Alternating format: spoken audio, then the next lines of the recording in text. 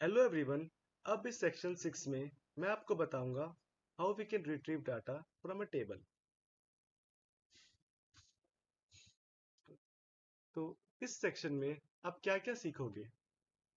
तो सबसे पहले आप ये सीखोगे how to retrieve data from a table using select command. तो वैसे तो मैंने सिलेक्ट कमांड अपने पिछले वीडियोस में थोड़ा कवर किया था। अब इस वीडियो में मैं आपको इसके इन डेप्थ के बारे में बताऊंगा। नेक्स्ट आप ये सीखोगे how we can use the where clause to filter your query. तो हमने वेयर क्लॉज का यूज किया था अपडेट और डिलीट करने के लिए किसी रो को। अब हम ये सीखेंगे कि हम वेयर क्लॉज को कैसे यूज कर सकते हैं with our select query, select command. उसके बाद हम सीखेंगे how to use in, between and like command. Then how to sort your data by ascending और descending order. By sort I mean कि अगर आप चाहते हो कि आपके जो टेबल में रोज वैसे शो हो, लाइक जिसका रोल नंबर कम है वो ऊपर शो हो, जिसका रोल नंबर ज्यादा है वो बाद में शो हो। जैसे हम सॉर्ट कर सकते हैं, नेम से भी सॉर्ट कर सकते हैं कि फॉर एग्जांपल जिसका नाम ए से है वो पहले आएगा, जिसका बी से है वो बाद में आएगा। तो वो सब भी हम करना सीखेंगे अपने इस सेक्शन में। Then how to limit the number of rows in your extraction. तो अगर हमने सिलेक्ट कमांड जब हमने यूज किया था अपनी पिछली वीडियोस में, तो हमने देखा था कि टेबल का सारे रोज हमें आ जाते हैं, हमें मिल जाते हैं, व्यू हो जाता है मीन्स। तो हम ये भी सीखें कि हम लिमिट कैसे कर सकते हैं कि हम अपने जैसे हम चाहते हैं कि सिर्फ एक एक रो शो हो या दो रो शो या फिर 10 रो शो हो, तो हम वो भी सीखेंगे कैसे हम अपने टेबल को लिमिट कर सकते हैं। देन हम ये सीखेंगे कि how to remove duplicate values from our table. And फिर lastly how to set a column name alias. उस कॉलम का नाम कुछ और कैसे दे सकते हैं। सो फिर नेक्स्ट स्लाइड में चलते हैं। So first is select command. तो सिलेक्ट कमांड के बारे में मैंने यहाँ पे लिखा है, the select statement is used to select data from a table. The data return is stored in a result table called the result set. तो इसमें ये बताया कि सिलेक्ट कमांड को हम टेबल से डेटा निकालने के लिए यूज करते हैं, और जो सिलेक्ट स्टेटमेंट से जो हमारा डेटा रिटर्न होता है वो एक उसको हम कहते हैं रिजल्ट सेट। ठीक है। तो हम सिलेक्ट कमांड से सिर्फ डेटा को व्यू करते हैं, हम डेटा में कोई मॉडिफिकेशन नहीं करते हैं यूजिंग सिलेक्ट कमांड। और वो जो व्यू टेबल जो हमारा बनता है उसको हम कहते हैं रिजल्ट सेट। सो सिलेक्ट कमांड का ये सिंटैक्स मैंने यहाँ पे लिखे हुए हैं। तो सिंटैक्स है ये मैंने अपने पिछले वीडियोस में भी इसके बारे में बताया है, वो है select star from table name. तो यहाँ पे स्टार का मतलब है everything, means every column. Select every column from table name. ठीक है। तो इससे क्या हो जाएगा, हमारे टेबल में सारे कॉलम आ जाएंगे हमारे रिजल्ट सेट में। तो नेक्स्ट सिलेक्ट, फिर हम चाहते हैं कि फॉर एग्जांपल मेरे एक स्टूडेंट का टेबल है। अब मैं चाहता हूँ सिर्फ मुझे स्टूडेंट की नेम देखने, मुझे उसकी और कोई डिटेल नहीं देखने। तो मैं लिखूंगा select name from table name. तो मैं अब मुझे यहाँ पे एक कॉलम मिल गया। अगर मुझे मल्टीपल कॉलम्स चाहिए तो मैं सिंपल लिख सकता हूँ सिलेक्ट कॉलम 1, कॉलम 2, कॉलम 3, जितने हमारे कॉलम है जो हमें चाहिए फ्रॉम टेबल नेम। तो इससे सिर्फ हमें वही कॉलम हमें आए यहाँ पे मिल जाएंगे जो कि हमने यहाँ पे मेंशन किया हुआ है। तो अब इसका एक प्रैक्टिकल देख लेते हैं। तो सिलेक्ट स्टेटमेंट के प्रैक्टिकल के लिए मैंने वर्क बेंच नहीं खोला है, मैंने ये W3 स्कूल का एसक्यूएल प्लेग्राउंड ओपन किया है, बिकॉज इसमें ऑलरेडी बहुत सारे डेटाज है जो कि हम यूज कर सकते हैं, वरना मुझे एक एक करके डेटा मुझे इंपोर्ट करना होगा कहीं से।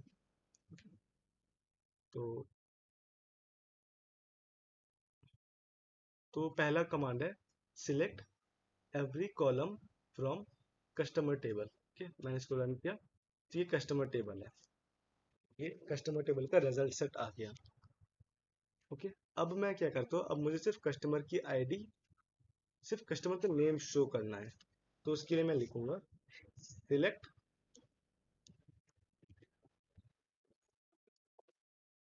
सिलेक्ट मेरा कॉलम का नेम फ्रॉम कस्टमर्स। इसको मैं एग्जीक्यूट करता हूँ। ठीक है, मेरे पास सिर्फ अब कॉलम के नेम है। ठीक है? अगर मुझे मल्टीपल कॉलम चाहिए तो मैं लिखूंगा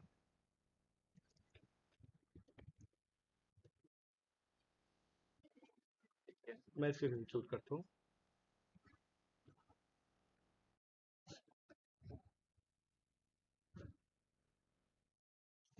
तो अब मेरे पास अभी जैसे कि मैंने यहाँ पे कस्टमर नेम पहले लिखा, इसलिए कस्टमर नेम मुझे पहले आया और कस्टमर आईडी बाद में, इसलिए कस्टमर आईडी बाद में है। तो ये इस पे भी डिपेंड करेगा कि हमारे किस ऑर्डर में हमने कॉलम का नेम लिखा है, उसी ऑर्डर में हमें डेटा मिलेंगे।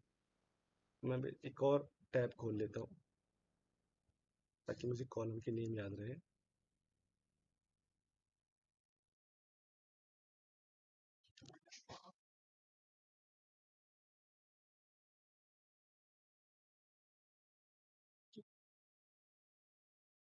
तो अब मैंने आपको दिखा दिया कि select every column from table name, select फिर एक कॉलम करके दिखा दिया है, सिलेक्ट जैसे मैंने कस्टमर नेम फ्रॉम मेरा कस्टमर टेबल। उसके बाद मैंने ये भी दिखा दिया सिलेक्ट, कुछ सिलेक्टेड कॉलम ही मैंने एक्सट्रैक्ट किया अपने टेबल से। तो ये था सिलेक्ट स्टेटमेंट। अब अपने नेक्स्ट स्लाइड पे आते हैं। तो where clause, where clause in select statement. अब पहले वेयर क्लॉज करता क्या है, तो the where clause is use to filter records, it is use to extract only those records that fulfil a specified condition. अच्छा, आपने एक चीज नोटिस किया होगा कि जब मैंने यहाँ पे सिलेक्ट का कमांड एग्जीक्यूट किया, तो इन दैट केस मुझे यहाँ पे सारे सारे कस्टमर के, पूरा कस्टमर के डिटेल आ गया, पूरा जितने इसमें है। अगर फॉर एग्जांपल अगर मैं चाहता हूँ कि मुझे सिर्फ जो मुझे सिर्फ उन्हीं कस्टमर की डिटेल मिले जो पर्टिकुलरली सिटी से बिलोंग करते हैं, या फिर वो उनका कस्टमर आईडी कुछ वन है, तो इन दैट केस मुझे यूज करूंगा मैं वेयर क्लॉज। क्यों यूज करूंगा? Where clause is use to filter record, मुझे रिकॉर्ड को फिल्टर करना है बेस्ड ऑन सम कंडीशन। तो ये वेयर क्लॉज का सिंटैक्स ऐसा है, सिलेक्ट जो भी हमारे कॉलम्स, या फिर हम एवरी कॉलम भी सिलेक्ट कर सकते हैं from table name, where some condition. तो सम कंडीशन लाइक कुछ भी हो सकता है कि एज हमारा 18 हो गया, फिर कैसे भी कंडीशन दे सकते हैं। तो इसके एक एग्जांपल देख लेते हैं सिलेक्ट के साथ। तो मैं ऐसे करता हूँ select star from everything,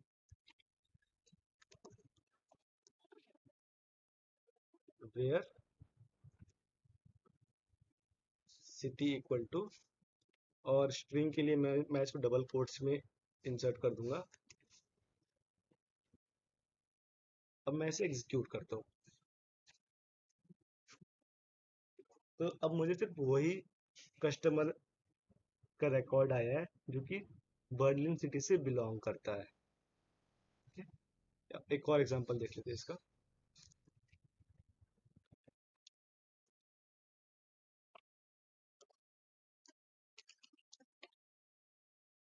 select everything from customer where country is equal equal to Germany. ठीक है, अब देख लेते हैं। अब ये जर्मनी कंट्री के सारे रिकॉर्ड शो हो गए, सिर्फ अब ये वही रिकॉर्ड आए जो कि वही कस्टमर्स आए जो कि जर्मनी से बिलोंग करते हैं। तो अब मैं इसमें कुछ, अब इसमें सिलेक्ट का और कॉलम्स ऐड कर लेता हूँ। कस्टमर नेम, कॉन्टैक्ट नेम, अपने कॉलम का नाम, कॉमा, नेक्स्ट कॉलम का नाम, फिर और सॉरी मैंने पे, हाँ, कॉन्टैक्ट नेम। अब मैं इसे एग्जीक्यूट करूँ, अब जब मैं इसे एग्जीक्यूट करूंगा, अब मुझे सिर्फ कस्टमर का नाम, कॉन्टैक्ट नेम और कंट्री आएगा, इसके अलावा कोई और कॉलम नहीं आएगा। जो मैंने मैंने यहाँ पे लिख दिया है, select this column and this column from customers. अब मैं इसे एग्जीक्यूट करता हूँ, ठीक है। तो यहाँ पे मुझे बाकी सारे कॉलम हट के सिर्फ ये दो कॉलम ही, जो मैंने तीन कॉलम जो मैंने सिलेक्ट किए, सिर्फ वही शो हुआ है। तो ये था वेयर क्लॉज का basic use with select statement. Next is using inequality symbols with where.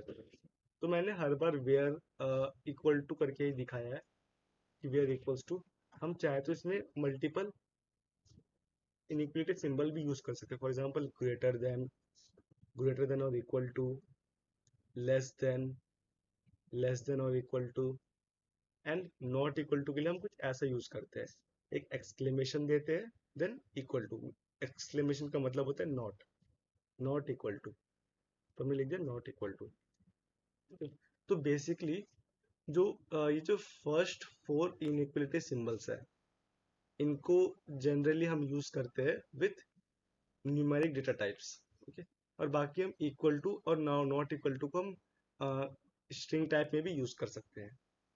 तो अब एक एक करके इसके एग्जांपल देखते हैं।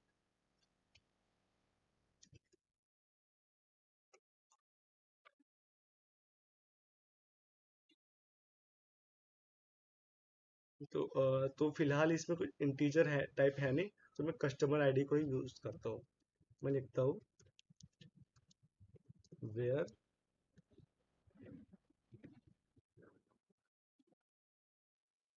Customer ID is less than 10। तो सिर्फ वही कस्टमर आईडी शो हो जो कि जिसकी आईडी 10 से कम है। मैं इसे एग्जीक्यूट करता हूँ, okay? तो अब मैंने चेक किया तो 1 2 3 4 5 6 7 8 9, बस 9। और बाकी कोई भी रिजल्ट आए नहीं, बाकी कोई भी कस्टमर आए नहीं जिसकी आईडी 10 या फिर 10 से ज़्यादा है।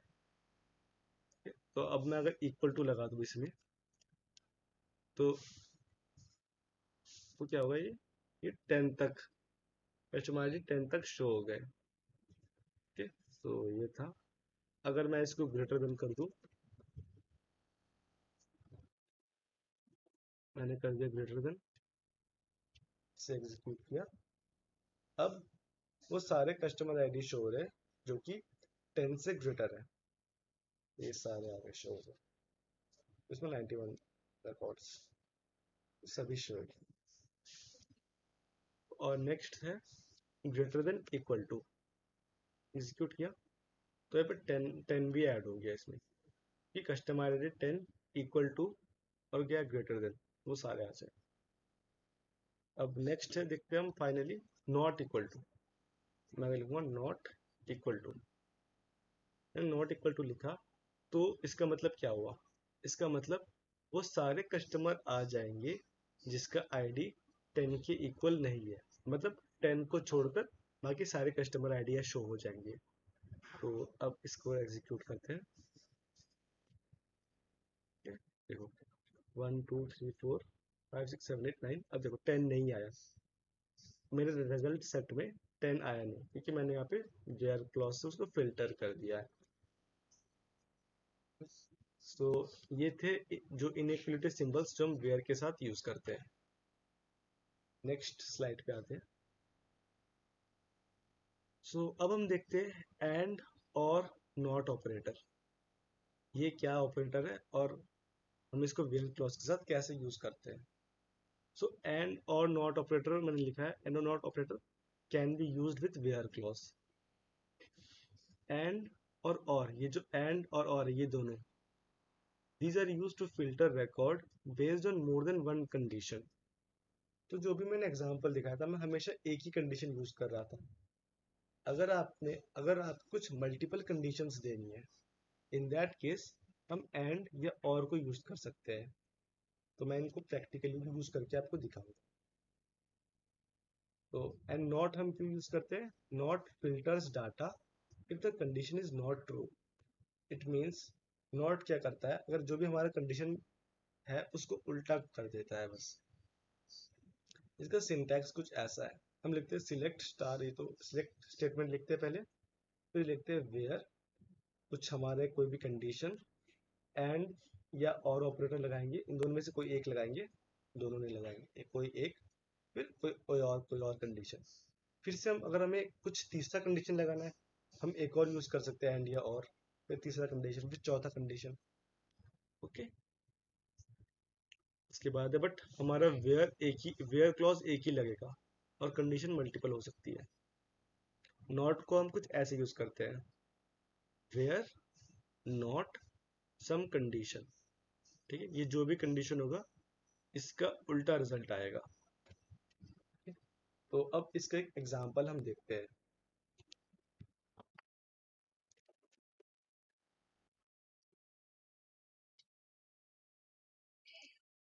ओके, तो एक कुछ कंडीशन बनाते हैं इसमें।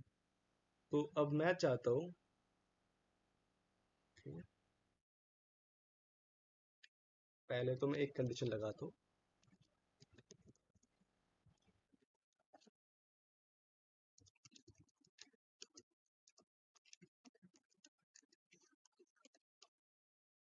फ्रांस।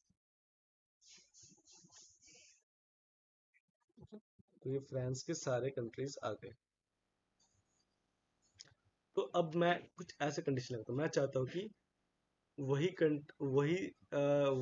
कस्टमर सिर्फ आए जो कि जिसका कंट्री फ्रांस है और या फिर उनका सिटी पेरिस है, सिर्फ वही कस्टमर आने चाहिए। तो इन दैट केस हमारे पास सिर्फ ऐसे दो ही कस्टमर है जिनका कंट्री फ्रांस है और उनका सिटी पेरिस है। अब ये कंडीशन हमें लगाना मीन्स सिर्फ ये दो दो डेटा आने चाहिए अकॉर्डिंग टू आवर कंडीशन। हम देखते हैं,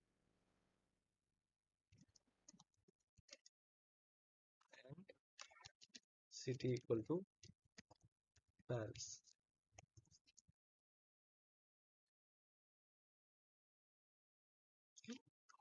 तो एंड का क्या मतलब हुआ, एंड का मतलब ये हुआ कि हमारी दोनों कंडीशन सेटिस्फाई होनी चाहिए।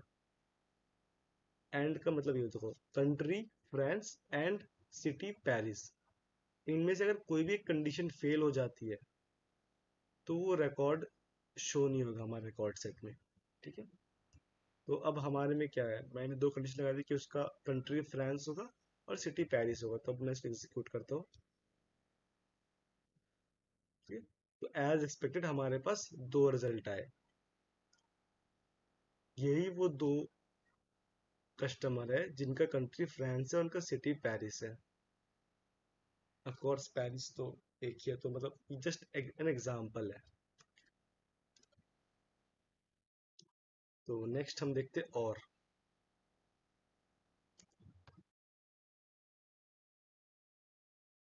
तो हम ऐसा कर लेते हैं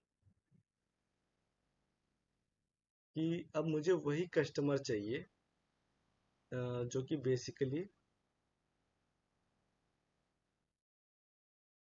जिसका कंट्री जर्मनी हो या फिर उसका सिटी लंदन हो, सिर्फ वही कस्टमर हम ढूंढेंगे, ठीक है। मतलब और कंडीशन, और मतलब इन दोनों में से जो भी, मैं पहले स्टेटमेंट लिखता हूँ।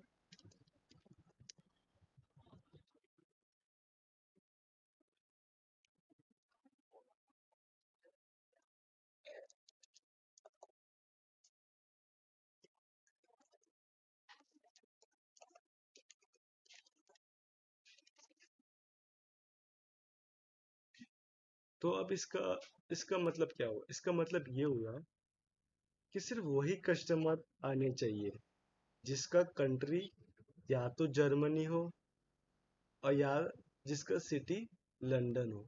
ओके, तो इन दोनों में से किसी भी रिकॉर्ड में अगर इन दोनों में से कोई भी एक कंडीशन सेटिस्फाई होती है तो वो हमारे रिजल्ट सेट में शो हो जाएगा।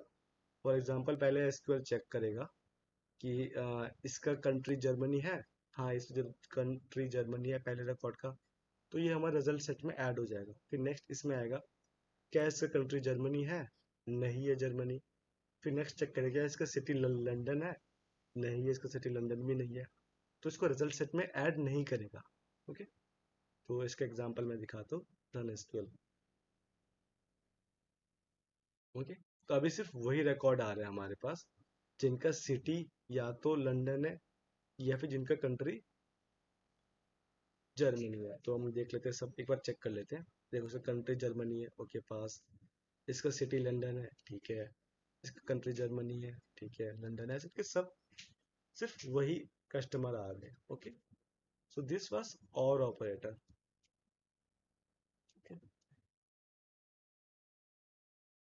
ओके, अब देखते हैं नॉट ऑपरेटर। तो नॉट ऑपरेटर, अब हम ये चाहते हैं कि इसका उल्टा होना चाहिए। अब मुझे इनके अलावा वो सारे कस्टमर चाहिए जिनका कंट्री ना तो जर्मनी है ना तो लंदन है। तो मैं सिंपली लिखूंगा नॉट। पहले थोड़ा इसको सिंप्लीफाई कर लेते हैं, ठीक है। ये सिमिलर है, ये नॉट लगाना या फिर ये लगाना, ये दोनों सिमिलर है। ओके, बट कुछ कॉम्प्लेक्स सिचुएशन के लिए हमें ये नॉट इंट्रोड्यूस किया गया है। तो मैं यहाँ पर दिखाता हूँ सबके। तो ये स्टेटमेंट क्या कह रहा है? ये स्टेटमेंट कह रहा है वो सारे कस्टमर आने चाहिए रिजल्ट सेट में वेयर नॉट मीन्स जिसका कंट्री जर्मनी है उसको छोड़ के वो सारे कस्टमर आ जाना चाहिए। तो मैं एग्जीक्यूट करता हूँ। अब एक बार चेक कर लेता हूँ, मेक्सिको, कोई जर्मनी आ ही नहीं रहा है, कोई जर्मनी नहीं। इट मीन्स यहाँ पे हमने जो भी कंडीशन दिया था उसका उल्टा, उसका उल्टा रिजल्ट सेट में आ जाएगा। नॉट, नॉट मीन्स वो इसको छोड़ के बाकी सारे डेटा रिजल्ट सेट में आने चाहिए।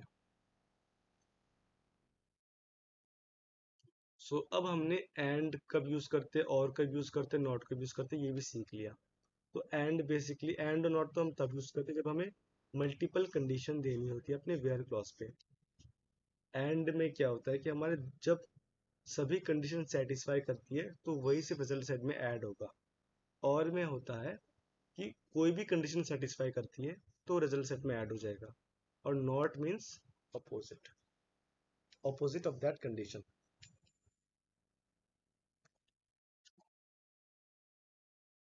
तो अब हम देखते हैं कि हाउ टू गेट, मतलब ये नल वैल्यूज को हम कैसे यूज करते हैं वेयर क्लॉज के साथ। तो इसका मैंने सिंटैक्स लिखा है, syntax to get null values, null value data. तो नल वैल्यू डेटा को गेट करने के लिए हम लिखते हैं, जो भी लिखेंगे हम सिलेक्ट स्टेटमेंट लिखेंगे, उसके बाद लिखेंगे वेयर, कॉलम का नाम, देन इज नल। ठीक है, हम इज नल, अगर नल, अगर हमें नल को चेक करना है तो हमेशा इज ऑपरेटर का यूज करेंगे। Is, is null. हम इक्वल टू का नहीं यूज करेंगे इसमें। हम ऐसा नहीं लिखेंगे where column name equal to null. अगर हमें कुछ नल चेक करना है तो हम हमेशा इज लगाएंगे। Okay, syntax to get not null values, और नॉट नल के लिए हमेशा लगाएंगे इज नॉट नल। हम ऐसा ये यूज नहीं करेंगे नल के लिए। ठीक? बाकी हम हर जगह चाहे तो इक्वल टू या नॉट इक्वल टू ये इसको यूज कर सकते हैं, exclamation equal to. But null values को चेक करने के लिए हमें इज का यूज करना पड़ेगा। Is null, is not null, ऐसे यूज करना है। तो ओके, मैं एक बार दिखा भी देता हूँ।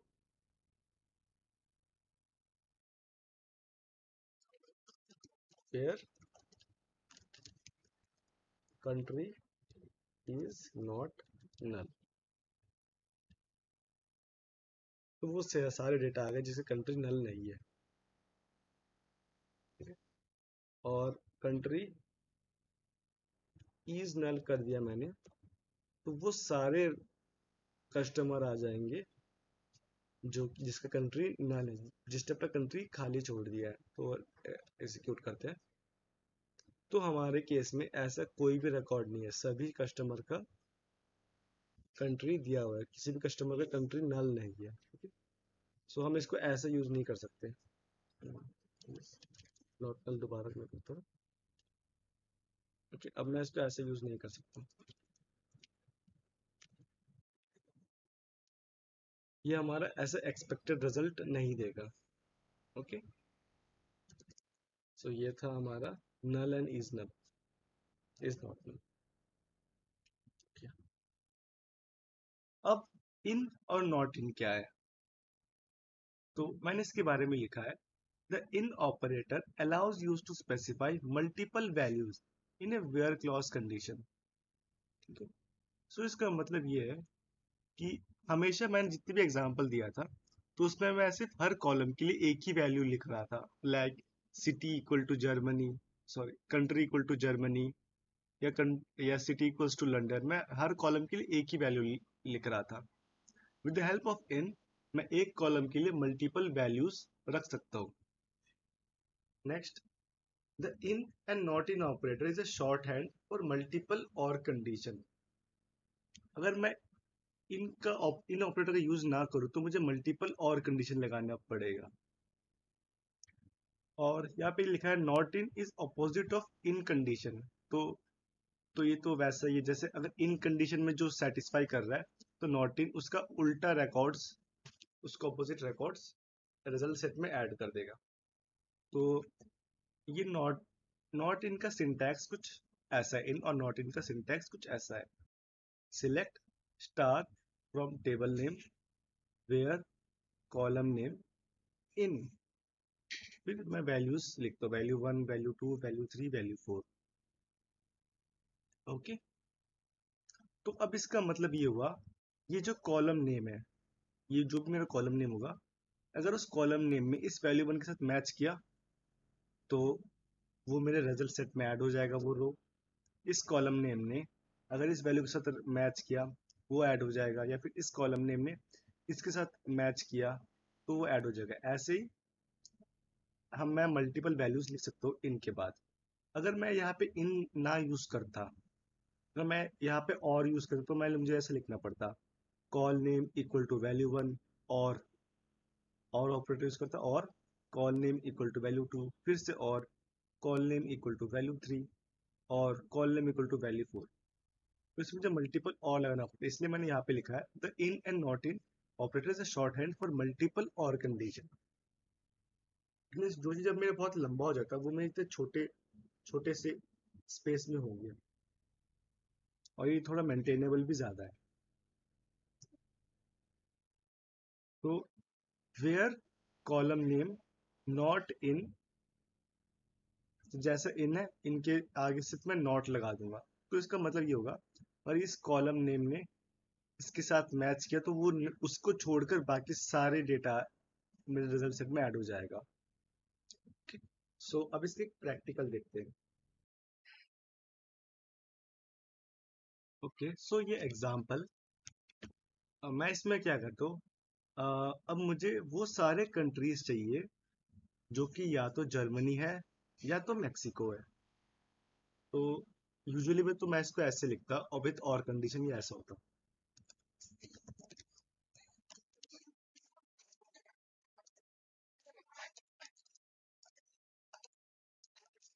और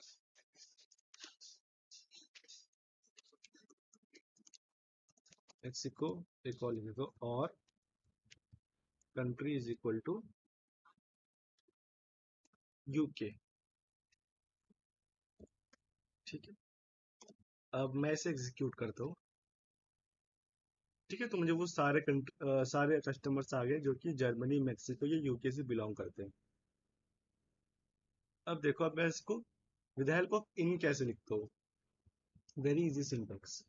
सिंपल लिखूंगा इन, फिर ब्रैकेट, इन सबको डिलीट कर देता हूँ, कॉमा सेपरेटेड वैल्यूज मुझे पास कर देंगे।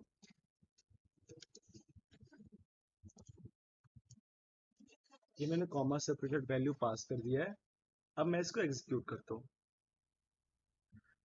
ठीक है, ये एग्जीक्यूट का सेम रिजल्ट दिया है। अब देखो ये कोड पहले से कितना क्लीन लग रहा है। तो सिंपली का वेयर कंट्री इन जर्मनी। सो अगर कभी भी अगर हमें एक कॉलम के लिए अगर सिमिलर वैल्यू करना है, तो वो और के बदले हम यूज करेंगे विद द इन ऑपरेटर। अब देखो, अब मैं सिर्फ सिंपली इसके आगे लिख दूंगा नॉट। अब ये हो गया हमारा नॉट इन ऑपरेटर। तो नॉट इन क्या करेगा, वो सारे कस्टमर निकाल देगा जो कि जर्मनी, मैक्सिको या यूके से बिलोंग नहीं करते। मैं एग्जीक्यूट करता हूँ इसे।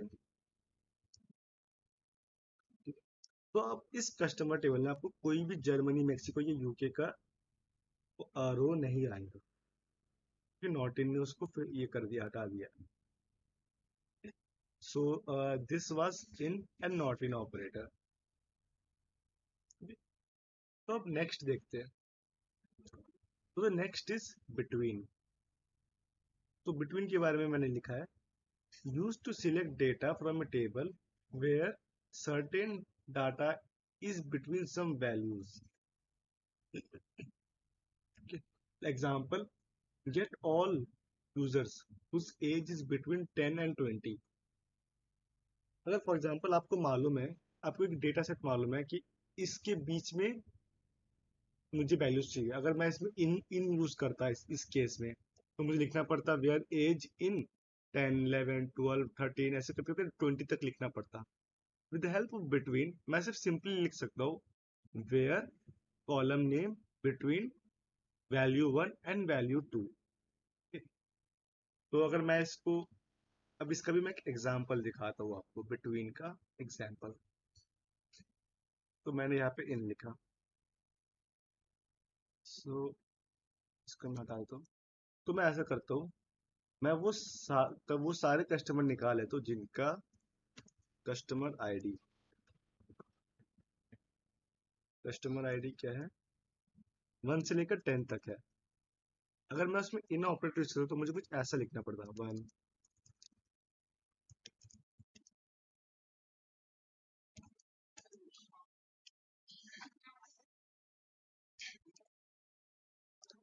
अगर मैं यहाँ पे इन ऑपरेटर यूज करता तो मुझे कुछ ऐसा लिखना पड़ता है इसे। फिर मैं एग्जीक्यूट करता तो मुझे कस्टमर सिर्फ 1 से लेकर 10 के बीच में मिल जाते, 1 से लेकर 10 के बीच में। या फिर अगर मैं चाहता हूँ कि 3 से 10 तक सारे कस्टमर आते तो मैं लिखता कस्टमर आईडी इन 3 to 10। ठीक है, तो 3 से लेकर 10 तक सारे कस्टमर आईडी, ये in with using the in operator. तो फॉर एग्जांपल अब ऐसा एज्यूम करो कि अगर हमें 100 to 200 के चाहिए होते, तो क्या मैं इनमें 100 से 2 लेकर 200 तक लिखता रहता क्या? नहीं। तो इन दैट केस मैं बिटवीन ऑपरेटर यूज करूंगा। तो बिटवीन इज वेरी सिंपल, मुझे इसको कस्टमर आईडी लिखना है, फिर बिटवीन 3 एंड 10। ये इसको सिंटैक्स में बताया था, वेयर ये कॉलम नेम, बिटवीन लिखते बिटवीन ये वैल्यू 1 एंड वैल्यू 2। तो ये इसने मेरा सेम रिजल्ट दिया जो कि मैंने इनसे किया था। अब मैं इसको चाहे तो 50 भी कर सकता हूँ। तो 3 से लेकर 50 के बीच में सारे कस्टमर्स आ गए। तो ये अगर इसी को अगर मैं इनसे करता तो मुझे मैं लिखता रहता 3 से लेकर 50 तक सारे वैल्यूज। तो बिटवीन जनरली हम बिटवीन को या तो इंटीजर न्यूमेरिक टाइप के लिए यूज करते हैं, या तो हम इसकी डेट के लिए भी यूज कर सकते हैं द बिटवीन ऑपरेटर। तो मैं इसका भी एग्जांपल आपको देता हूँ। तो मैं अपनी ऑर्डर्स टेबल खोलता हूँ, ऑर्डर्स टेबल खोल लिया मैंने। तो इसमें यहाँ पे डेट लिखा हुआ है, डेट, ये सारे डेट टाइप है मेरे, ऑर्डर डेट ये मेरे डेट टाइप है। तो मैं इसके लिए ऐसे लिख सकता हूँ, वेयर ऑर्डर डेट बिटवीन। तो मैं इसको कॉपी कर लेता हूँ। अब मैं चाहता हूँ, ओके, तो ये मेरा डेट टाइप है, डेट टाइप है ये मेरा, इस कॉलम में डेट टाइप, डेटा टाइप है। तो मैं इसमें ये है ईयर 1996, मेरा मंथ 7, और ये मेरा डेट 4। तो मैं ये करूँ तो बिटवीन 3 कर देता हूँ एंड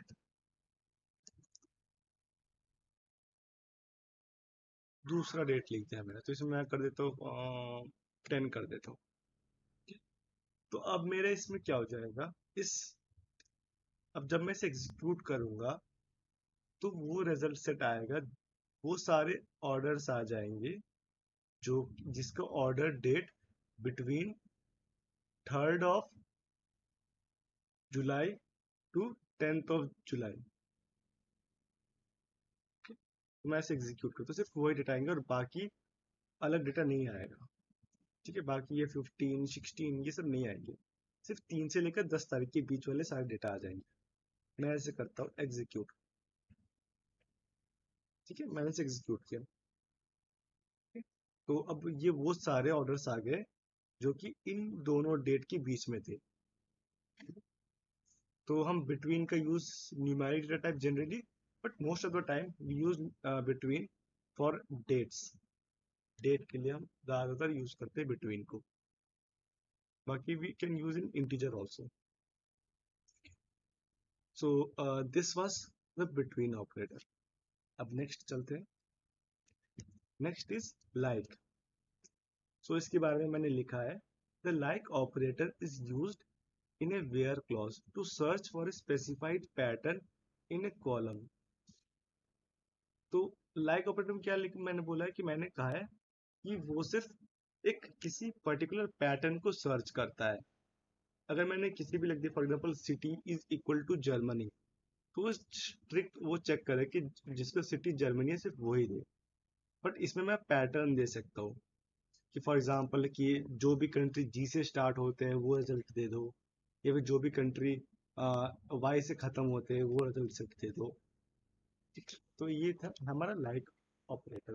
तो इसके लिए there are two wild cards often used in conjunction with the like operator. तो द परसेंटेज साइन रिप्रेजेंट्स 0 1 और multiple character, and the underscore sign represent one single character. तो हम इस लाइक ऑपरेटर के साथ जनरली ये दो वाइल्ड कार्ड यूज करते हैं, एक percentage, second is the underscore. तो परसेंटेज का मतलब ये होता है कि परसेंटेज, फॉर एग्जांपल मैंने लिखा GER और यहाँ पे आगे परसेंटेज लिख दिया, पीछे परसेंटेज लिख दिया। तो इसका मतलब हो गया कि अगर ये अगर जी के आगे अगर टी भी आ रहा है तो वो रिजल्ट सेट भी ऐड हो जाएगा, जी के बाद कुछ भी आ रहा है वो भी ऐड हो जाएगा, जी के पहले कुछ भी आ रहा है वो भी ऐड हो जाएगा। बट अंडरस्कोर का मतलब है पर्टिकुलरली अगर GERM जर्मनी आ जाएगा, जर्टनी आ जाएगा, इस यहाँ पे अगर A to Z कुछ भी हो वो सारे रिजल्ट से ऐड हो जाएंगे। ओके, तो इसका सिंटैक्स कुछ ऐसा है, select star from table name where, कोई भी column name, like pattern. Pattern हम बेसिकली ऐसे देते हैं कुछ। ठीक है, अगर हम चाहते हैं कि कुछ स्ट्रिक्ट वो जी से ही स्टार्ट हो तो हम ये आगे वाला परसेंटाइल लगाएंगे नहीं और एन के बाद लगा दें। तो अब इसका एक प्रैक्टिकल एग्जांपल देखते हैं। तो वापस मैं अपना कस्टमर टेबल खोल लेता हूँ। ठीक है, तो अब मैं करता हूँ वेयर कंट्री लाइक लाइक। अब मैंने अब फर्स्ट पहले मैंने लिख दिया ऐसे, मुझे दो कोट्स खोलने पड़ेंगे, फिर लिखता हूँ मैंने जी लिख दिया मैंने, तो वो सारे कंट्रीज आ जाएंगे और जी लिखकर परसेंटाइल लिख दिया। तो इसका मतलब ये हुआ कि स्टार्टिंग जी से होगा और जी के बाद कुछ भी आ सकता है। जी के बाद वो सारे कंट्री जो कि जी से स्टार्ट होते हैं, अब जी के बाद कुछ भी आए वो सारे डेटा मेरे रिजल्ट सेट में आ जाएगा। मैं इसको एग्जीक्यूट करता हूँ। ओके, सिर्फ जी से सिर्फ जर्मनी है तो कोई हम कोई और टाइप ले लेते हैं।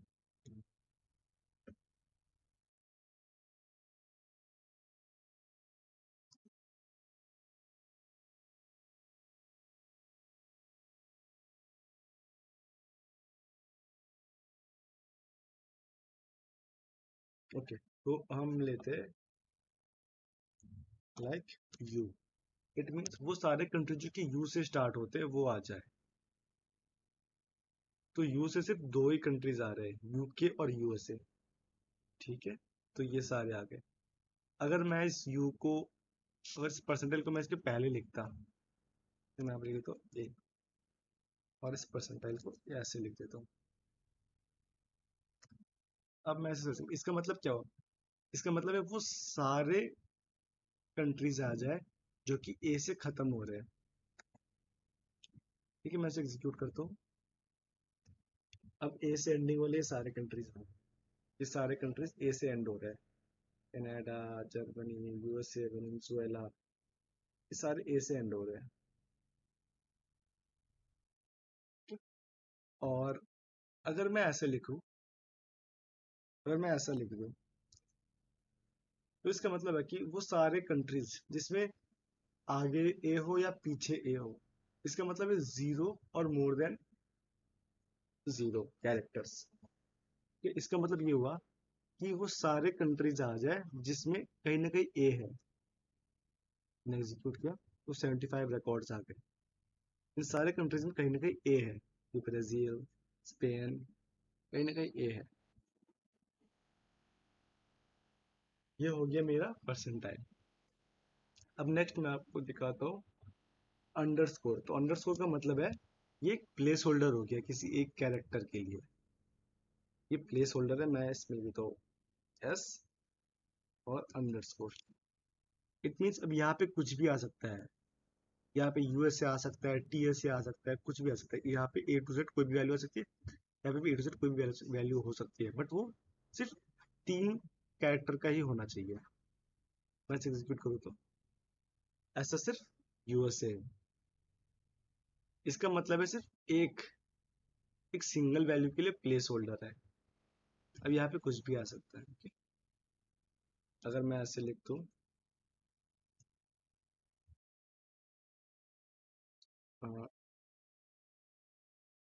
जी लिख दिया मैंने, और एन फाइन। अब मैंने 7 अंडरस्कोर दे दिए। इट मीन्स ये स्टार्टिंग जी से होगा और बाकी इसमें 7 लेटर आ सकता है। अगर मैं एक कम कर देता हूँ, मैं इसको एक कम कर देता हूँ, 6 कर दिए मैंने। अब इसे एग्जीक्यूट करूंगा तो ऐसे कोई मैच ही नहीं हो रहा कि जी के बाद यहाँ पे कोई मैच नहीं हो रहा। यहाँ पे 6 स्पेस है और जर्मनी के लिए 7 चाहिए, मतलब एक और चाहिए। तो हमने सीखा कि this is for single place holder and this is for, अरे sorry, and this is for zero और मोर देन जीरो कैरेक्टर। कि अब जी के बाद चाहे तो ये जी ए भी आ सकता है, जर्मनी भी आ सकता है, जी के बाद कितने भी वर्ड आ सकते हैं, पर स्टार्टिंग जी से होना चाहिए। अब व्हाट इज ऑर्डर बाय? तो मैंने लिखा है ऑर्डर बाय के बारे में। Order by is used to sort column by ascending और डिसेंडिंग ऑर्डर। इट मीन्स अगर हमें अपने टेबल को सॉर्ट करना है based on a particular column, तब हम यूज करते हैं ऑर्डर बाय। तो अब इसका सिंटैक्स देख लेते हैं। तो इसका सिंटैक्स कुछ ऐसे है, हम लिखते हैं सिलेक्ट स्टार फ्रॉम, मतलब सिलेक्ट या कुछ भी लिख सकते हैं, सिलेक्ट तो सिलेक्ट स्टेटमेंट है मेरा। नेक्स्ट में हम लिखते हैं ऑर्डर बाय, ऑर्डर बाय, फिर अपने कॉलम के नाम लिखूंगा मैं, कोई भी कॉलम। ठीक है, कॉलम का नाम लिखा, फिर असेंडिंग और डिसेंडिंग लिखूंगा। असेंडिंग मैं उसको असेंडिंग ऑर्डर में करना चाहता हूँ, और डिसेंडिंग अगर मैं डिसेंडिंग ऑर्डर में करना चाहता हूँ। अगर मैंने असेंडिंग या डिसेंडिंग कुछ भी एक्सप्लिसिटली नहीं लिखा है, तो वो बाय डिफॉल्ट एसक्यूएल उसको असेंडिंग ही कंसीडर करता है।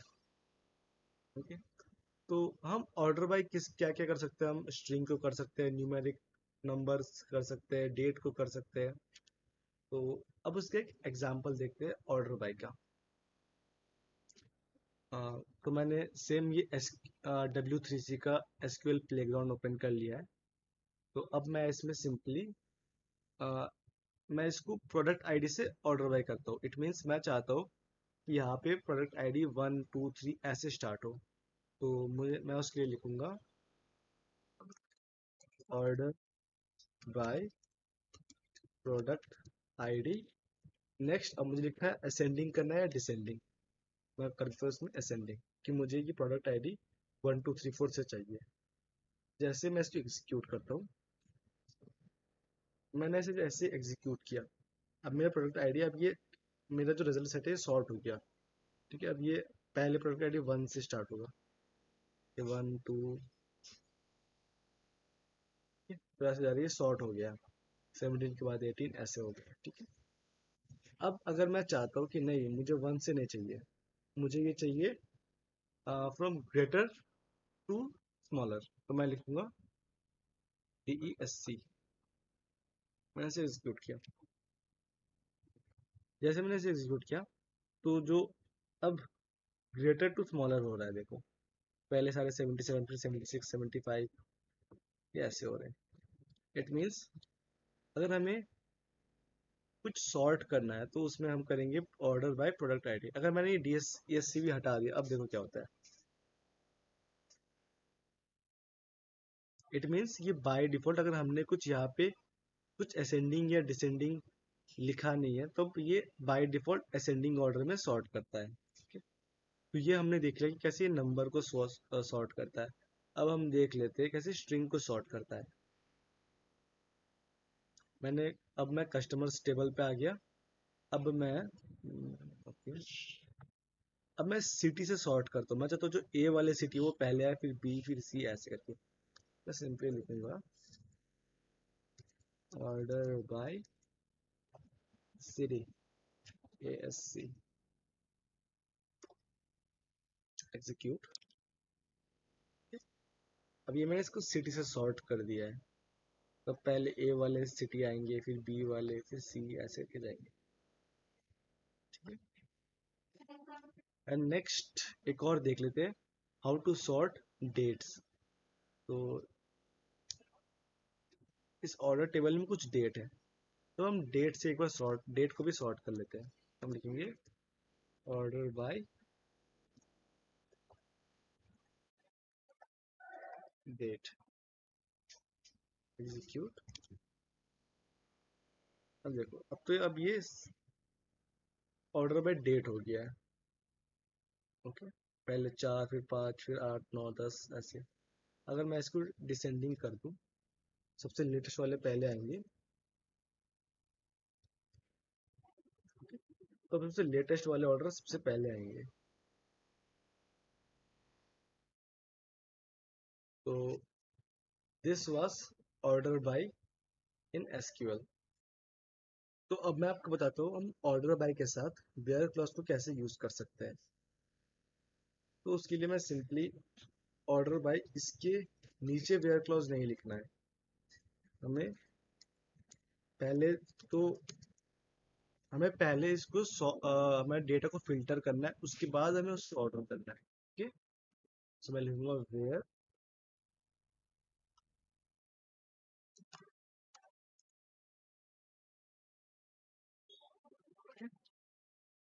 तो मैंने यहाँ पे लिखा where customer ID between 1 and 10। अब मैं इसे एग्जीक्यूट करता हूँ।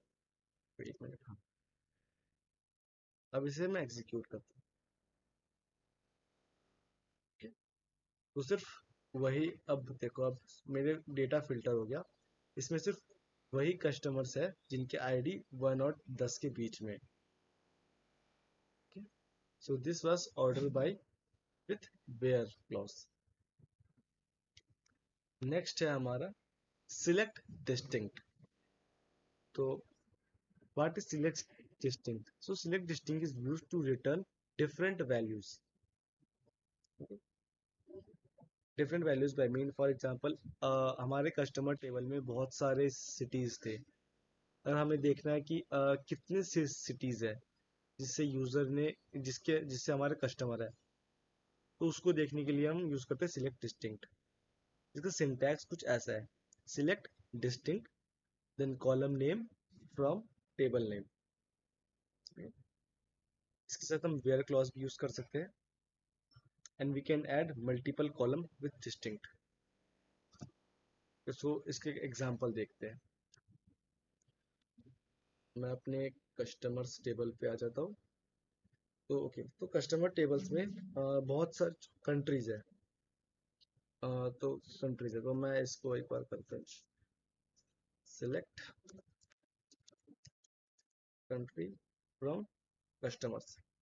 जब मैंने इसे एग्जीक्यूट किया तो देखो इसमें मेक्सिको 2 बार आ गया, ये आ गया। तो इससे अब मुझे देखना है कि कितने डिफरेंट डिफरेंट कंट्रीज है। तो उसके लिए मैं लिखूंगा सेलेक्ट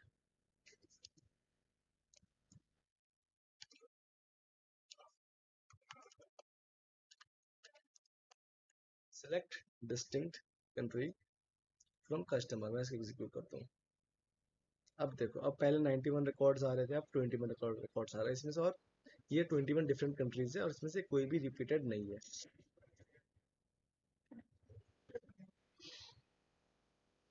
ठीक है?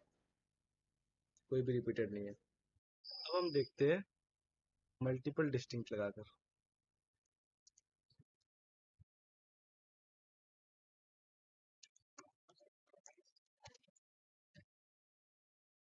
सिटी। अब हम इसे एग्जीक्यूट करते हैं। अब जैसे ही मैंने डिस्टिंक्ट कंट्री और सिटी एग्जीक्यूट किया, तो आप देख सकते हो कि कुछ कुछ कंट्रीज रिपीट हो रही है। ठीक है? कुछ कंट्रीज रिपीट हो रही है, तो इसमें डिस्टिंक्ट का क्या फायदा हुआ इसमें? उसमें डिस्टिंक्ट का इसका ये यहाँ पे ये काम हो रहा है कि डिस्टिंक्ट कंट्री विद सिटी, आपको कहीं भी अब दोबारा जर्मनी और बर्लिन नहीं दिखेगा। ठीक है, आप देख सकते हो कि जर्मनी और एशियन, ये दूसरे दूसरे डिफरेंट डिफरेंट कंट्री, जर्मनी और बर्लिन और एशियन कुछ दिखेगा नहीं वापस। यूएसए सैन फ्रांसिस्को, ये वापस रिपीट नहीं होगा। So this was distinct to get different values.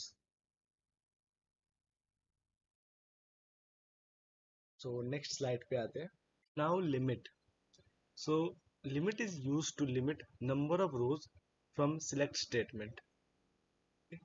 तो सिलेक्ट स्टेटमेंट से जो हमारा रिजल्ट सेट आता है, वो पूरा ना आ जाए, सिर्फ हमें कुछ लिमिटेड रोज चाहिए, उसके लिए हम यूज करते हैं लिमिट स्टेटमेंट। तो इसका सिंटैक्स कुछ ऐसा होता है। पहले हम लिखेंगे सिलेक्ट स्टेटमेंट, उसके बाद लिमिट, देन एनी नंबर, यहाँ पे 1 2 3 4 5 कुछ भी हो सकता है। अगर हमें 5 रोज चाहिए तो हम लिखेंगे सिर्फ लिमिट 5। 10 चाहिए 10, ऐसे। तो लिमिट काफी यूजफुल होता है। फॉर एग्जांपल, आपके क्वेरी में लाखों लाखों रोज हैं, तो अगर हम उसमें सिलेक्ट कमांड चलाएंगे डायरेक्टली, तो वो काफी स्लो होगा और बहुत स्लो रिजल्ट देगा। ठीक है, तो हम उस टाइम उस सिचुएशन में हम लिमिट लगा सकते हैं। हमें सिर्फ डेटा चेक करना है कि क्या क्या डेटा, किस टाइप के डेटा है उसमें, तो हम लगा सकते हैं लिमिट, ताकि वो हमारा उतना डेटा यूज ना हो। And the second use is, limit को हम यूज कर सकते हैं पेजिनेशन के लिए। सो बाय पेजिनेशन आई मीन कि फॉर एग्जांपल आप गूगल में गए, आपने गूगल में कुछ भी सर्च किया, तो गूगल आपको डायरेक्टली एट फर्स्ट आपको पूरा डेटा, पूरा सजेशन नहीं दे देता है। वो सिर्फ कुछ लिमिटेड 10 15 सजेशन देता है, उसके बाद आपको कहता है नेक्स्ट पेज पे जाओ, तो नेक्स्ट 10 15 दिखेंगे आपको। तो this can be done using limit. तो अब इसके भी एक एग्जांपल देख लेते हैं। अभी इसके एग्जांपल में ये मैंने ऑर्डर्स डिटेल पेज ले लिया है। ठीक है, तो ये ऑर्डर डिटेल पेज में से बहुत सारा डेटा है, 2155, तो ये बहुत ज़्यादा स्टोर करना पड़ रहा है। मुझे तो इतनी की ज़रूरत भी नहीं है। तो फॉर एग्जांपल मुझे सिर्फ 5 कॉलम चाहिए, पहले सॉरी 5 रो चाहिए, फर्स्ट 5 रोज, तो मैं लिखूंगा लिमिट 5 एंड इस क्वेरी को एग्जीक्यूट कर दूंगा। तो अब मेरे को 5 रोज आ गए। सो अब मैं चाहता हूँ जैसे कि ये तो 5 रोज आ गया, मैं चाहता हूँ कि ये पहला 5 ना आए, ये नेक्स्ट वाले 5 है। उसके लिए मैं लिख सकता हूँ ऐसे, ऑफसेट, मैं कोई ऑफसेट सेट करना चाहता हूँ, तो ऑफसेट सेट करने के लिए लिखूंगा ऑफसेट 5, लिमिट 5 एंड ऑफसेट 5। मैंने किया, तो ये देखो ये नेक्स्ट 5 आ गए, तो मैंने ऑफसेट 10 कर दिया, तो ये नेक्स्ट 10 आएंगे, नेक्स्ट 5 आएंगे 10 के बाद। सो दिस वाज लिमिट। और हाँ, हम लिमिट के साथ कुछ अलग कंडीशन लगा सकते हैं। फॉर एग्जांपल वेयर क्लॉज लगा सकते हैं, like where order I order, हाँ, फिर order ID like less than, order ID is less than 10। तो ये एक मिनट, ऑफसेट को भी हटा देते हैं। तो अब ये प्रोडक्ट आईडी जो 10 से नीचे है, ये वैसा मेरे मुझे 5 लिमिट में आ गए, 5 रो है सिर्फ। सो this was limit is very useful. तो अब नेक्स्ट देखते हैं एलियास। तो एलियास क्या करता है? एलियास का काम होता है rename column in result data set. ये सिर्फ जो हमारा रिजल्ट डेटा सेट है सिर्फ उस कॉलम को रीनेम करता है। इससे हमारा एक्चुअल डेटाबेस में कोई चेंजेस नहीं आता। एक्चुअली पूरे सिलेक्ट स्टेटमेंट से हमारे डेटाबेस में कोई चेंजेस नहीं आता है। Select is only for retrieving data, और जो डेटा होता है उसको हम कहते हैं रिजल्ट सेट। तो इसका सिंटैक्स कुछ ऐसा है, सिलेक्ट ओल्ड कॉलम एज, ठीक है, ये एज लिखते हैं न्यू कॉलम, तो देन वही फ्रॉम टेबल में। तो अब इसका एक एग्जांपल देख लेते हैं। तो ये मैं यही पे आ गया, कस्टमर्स टेबल चूज करता हूँ। अब फॉर एग्जांपल अब मैंने सिलेक्ट स्टार किया, ठीक है, तो इसमें सब कुछ आ गया।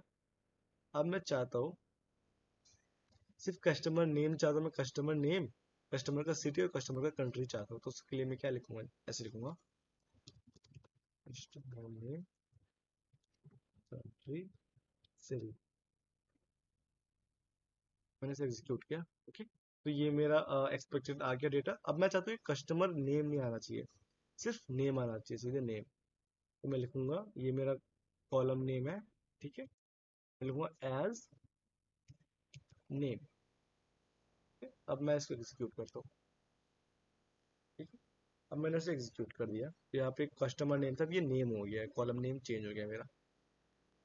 ये एज करने पर मेरे एक्चुअल डेटा, एक्चुअल टेबल में कोई चेंजेस नहीं आया, ये सिर्फ मेरे जो रिजल्ट सेट है उसमें चेंज आया है। और रिजल्ट सेट हमेशा अलग आते हैं सिलेक्ट स्टेटमेंट में। सो दिस वाज एलियास, इसको हम एलियास कहते हैं। मैं चाहता हूँ मैं यहाँ पे लिख सकता हूँ like as,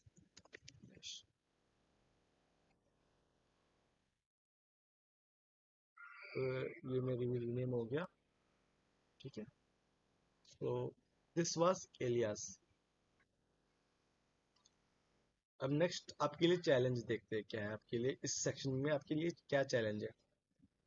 so the challenge is practice. आपको ये सारे कमांड्स प्रैक्टिस करने हैं, और इसमें अलग अलग सिचुएशन आपको खुद सोचना है कि क्या सिचुएशन आ सकता है, किस टाइप का आपको डेटा चाहिए। आपको यूज करना है, मिक्स्ड यूज करना है, कभी लिमिट के साथ अपने ऑर्डर यूज कर लिया, डिस्टिंक्ट यूज कर लिया। तो आपको ये सारे चैलेंजेस आपको प्रैक्टिस करने हैं जितना आप कर सकते हो।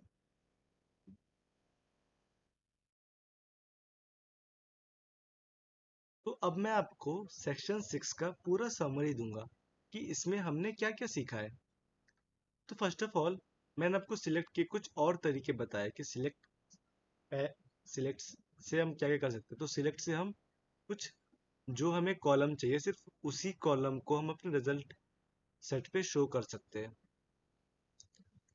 एंड देन हमने देखा कि एलियाज, हमें अपना कॉलम नेम चेंज करना है रिजल्ट सेट में, उसके लिए हम एज का यूज करते हैं, A S from table name. फिर हमने देखा कि लिमिट कैसे लगाते हैं, अगर हमें लिमिटेड नंबर ऑफ रोज चाहिए तो उसके लिए हम यूज करते हैं लिमिट। देन ये एनी नंबर, यहाँ पे मैंने टू लिखा है, यहाँ पे कुछ भी हो सकता है, कोई भी नंबर हो सकता है। फिर लिमिट के साथ हमने ऑफसेट को भी देखा है, ओके, कैसे हम अपने टेबल में ऑफसेट लगा सकते हैं। फिर हमने देखा कि हम किस अपने रिजल्ट सेट में या अपने टेबल में कैसे किसी एक कॉलम के बेसिस में अपने रोज को सॉर्ट कर सकते हैं। उसके लिए हमने यूज किया था order by, select star from table name, order by column name. हम इसको या तो असेंडिंग या तो डिसेंडिंग यूज कर सकते हैं।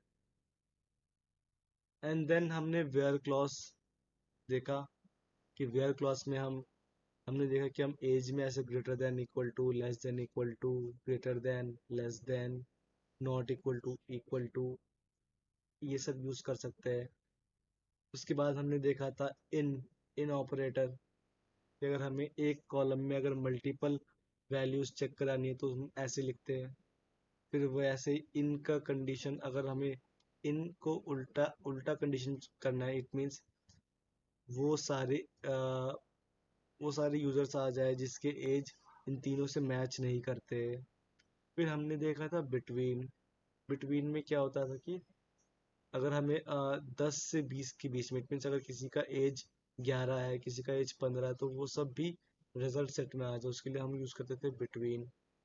फिर हमने देखा नल। नल को हम कैसे फाइंड कर सकते हैं, नॉट नल को कैसे फाइंड कर सकते हैं, और किसी नल के लिए हम इक्वल टू नहीं यूज करते, हम इक्वल टू के बदले ऐसे लिखते हैं, where age is null, where is age is not null. फिर हमने देखा था लाइक। लाइक क्या करता है, लाइक से हम बेसिकली, लाइक से हम अपने अपने इसमें हम वाइल्ड कार्ड दे सकते हैं कि हमारा किसी भी स्ट्रिंग के बेसिस में सर्च हो जाए। बेसिकली हम लाइक यूज करते हैं फॉर सर्चिंग। तो हम लाइक को एक स्ट्रिंग में यूज कर सकते हैं, और नंबर्स में भी यूज कर सकते हैं। अगर हम चाहते हैं कि वो सारे वो सारे नंबर्स आ जाए जो 1 से स्टार्ट होते हैं, तो हम लाइक यूज कर सकते हैं। अगर हम चाहते हैं कि वो सारे स्ट्रिंग्स आ जाए, या फिर वो सारे सिटीज आ जाए जो ए से स्टार्ट होते हैं या एन से एंड होते हैं, इस टाइप्स के। ओके। उसके बाद हमने देखा सिलेक्ट डिस्टिंक्ट क्या होता है। तो डिस्टिंक्ट से हमें एक कॉलम में different values, different unique values कैसे लेते हैं, वो हमने देखा। सो this was section 6 summary. Thank you.